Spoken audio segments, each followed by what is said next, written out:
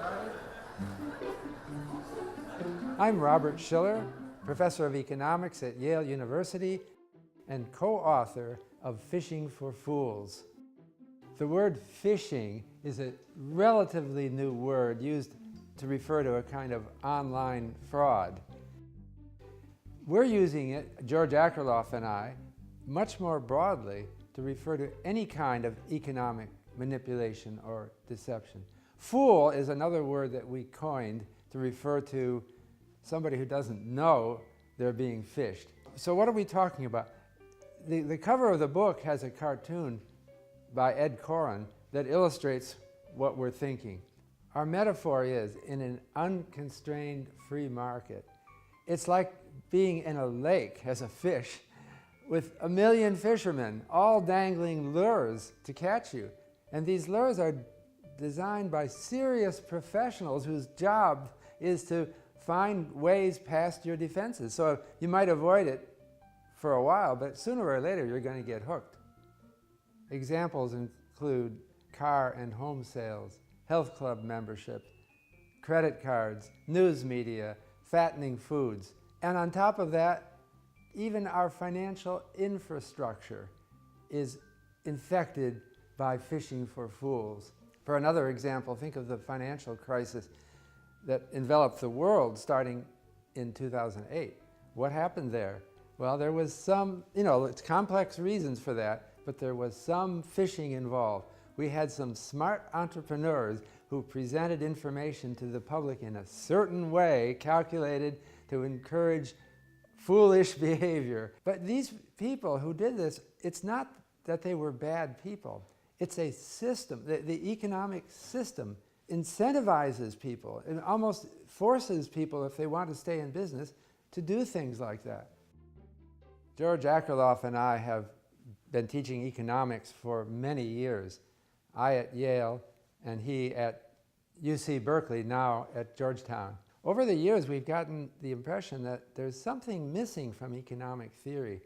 And what that's missing is the systematic phishing that goes on in the economy. We talk in our book about Susie Orman, who is a popular TV financial advisor, has a lot more wisdom and insights than most economists would ever acknowledge. They don't seem to think much of her. But when we look at her, she's saying the really important things, that people have to understand that their merchandisers, credit card companies are setting them up to overspend and then to be in trouble and then to be worrying all the time about finances.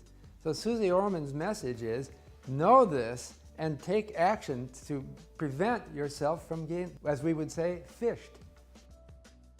At the beginning of our book, we quote James Carville, a well-known political advisor.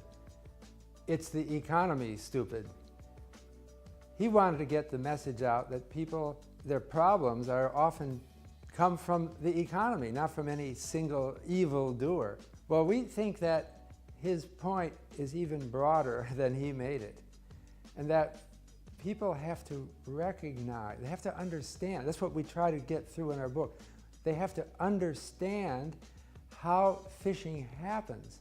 And then our belief in free markets has to be tempered or moderated by intelligent regulation from the government or business standard setting that takes account of the real nature of phishing in our lives. There's a lot of political tension or disquiet over the role that free markets should play in our society. We think that the tension really derives ultimately from difficulties understanding this phishing equilibrium. It's really very simple.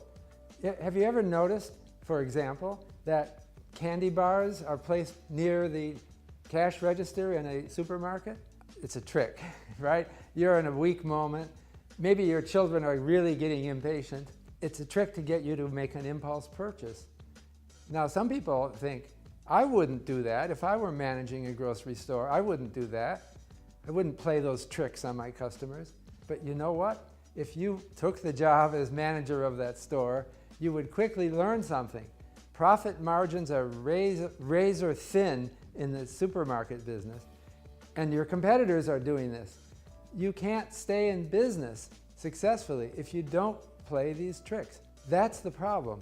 And what we argue in this book is that that problem is more pervasive than you realized, and it actually affects many or most of your decisions, your actions, and the very story of your lives.